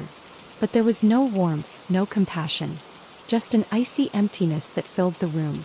I squeezed my eyes shut, trying to block out its presence, trying to gather whatever strength I had left. I had to think. I had to fight. But what could I do? I was alone. The house was alive. The mark had me in its grip, and the creature, this thing, was closing in slowly, deliberately, savoring every second. There was nowhere to run. Nowhere to hide. The house was my prison, and it was never going to let me go. I opened my eyes. The figure was closer now, its long, twisted fingers reaching out toward me. I could see the sharpness of its nails, the way its hands seemed to stretch unnaturally, as if they were made of something other than flesh. The air was thick with its presence, its dark energy suffocating me. The mark on my hand was burning so hot I thought my skin would blister. I could feel its fingers brushing against my arm, cold as ice, and a terrible pressure built in my chest. The creature's grip on me was absolute. It had me. You opened the door, it whispered, its voice like wind scraping against my skin. Asterisk, now you will stay. Forever. I couldn't breathe. The darkness was swallowing me whole. The house was pulling me under, drowning me in its power. And then, just as the darkness reached for me, there was a flash of light. A sudden, brilliant flash, like a beacon in the overwhelming blackness. I blinked, disoriented. The figure in front of me recoiled, its form twitching as though the light was burning it. I didn't know where the light was coming from, but I didn't care. I had to use it. I had to escape. I reached out, my hand trembling, and the mark flared one last time, sending a final jolt of pain through me. But I didn't stop. I couldn't. I grabbed the light, and everything went white. When my vision cleared, I found myself standing on solid ground again. The oppressive darkness was gone, replaced by the dull glow of fading daylight. The air was thick and heavy, but it wasn't suffocating anymore. It was just quiet. Too quiet. I blinked several times, trying to focus, trying to make sense of what was happening. I looked around, but I didn't recognize anything. The room I was in didn't resemble anything I had seen before. It was a small space, barely more than a hallway. The walls were gray, cracked and chipped with age. The floorboards creaked beneath my feet, but there was something different about the sound. It wasn't the normal groan of an old house settling. It felt hollow, like the floor itself was a shell and something was underneath, watching. I tried to steady myself, my pulse still racing. I ran my hand through my hair, trying to get my bearings. Where was I? What had happened? Had I escaped? Or had I only traded one prison for another? The familiar weight of the mark on my palm burned again, the sensation gnawing at my nerves. I glanced down, expecting to see it flaring, pulsing with that same unnatural light. But there was nothing. My hand was just my hand. The skin was normal, unmarred. Thought about the door. The doorway I had reached, the one that had appeared out of nowhere, the one I had grabbed just as the creature reached for me. It had felt like an escape. Like a release. But now I wasn't sure. The creature was still there, waiting for me. It hadn't left. It couldn't have. I turned slowly, my breath catching in my throat as I took in the room. There was no exit. No door. No window. Just walls that seemed to close in tighter the more I stared at them. Where am I? I stepped forward, my heart hammering in my chest, my hands trembling at my sides. The air felt thicker here, almost oppressive, like it was pressing against me, trying to force me into submission. There was an odd smell too. Something faint but sickly sweet, like decay mixed with the scent of something burning. My eyes darted around the room again. No door. No escape. I backed up, panic rising in my chest, my breath quickening. My eyes were darting around the space, looking for anything that could explain where I was, what this place was. But there was nothing. Just walls. And then I heard it. A soft whisper. A voice. It was faint at first, barely audible, but I felt it in my bones like a vibration under the surface. The whispers grew louder, clearer, like they were swirling around me, coming from every direction. They weren't words, not exactly, but they carried a weight, an emotion. Fear. Asterisk, you shouldn't be here. I spun around, my pulse spiking. I couldn't see anyone. There was no one there. But the whispers kept coming. The same words, again and again. Asterisk, you shouldn't be here. The room seemed to close in on me. The walls were narrowing, the ceiling dropping lower. My chest felt tight, suffocated. I could feel the air around me grow colder, sharp like a knife. I turned again, my back against the wall, and there, on the other side of the small hallway, a door appeared. I froze. It was old, weathered, but it looked familiar. Too familiar. It was the same door I had seen in the house. The same door I had passed through to escape the creature. But there was no light beyond it this time. It was just a door. I wanted to run. I wanted to flee, to get away from it. But I couldn't. I couldn't stop myself. Something pulled me toward it, like an invisible thread had attached itself to my chest, tugging me forward. Asterisk, I have to go through. I have to escape, asterisk. I didn't know if I was running towards safety or towards something far worse. But my feet moved before my mind could catch up. Each step felt heavier than the last, like the air was thickening, becoming more viscous, pulling me down with every movement. And then, before I even realized it, I was standing in front of the door. I reached for the handle, my hand shaking uncontrollably, and turned it. The door creaked open slowly, the sound of rusted hinges scraping like nails on a chalkboard. Beyond the threshold there was nothing. Just darkness. But I stepped forward anyway. I stepped into the void. It was the same overwhelming feeling I had experienced before. The sensation of being suspended in nothingness, weightless, like the universe had shifted beneath me. I felt the cold sting of the air, the pressure building, the sense of being both everywhere and nowhere at once. The darkness felt like it was swallowing me, but I kept walking. I didn't know how long I walked. I didn't know how far I had gone. But then, just as I was about to collapse from the weight of it all, I saw it.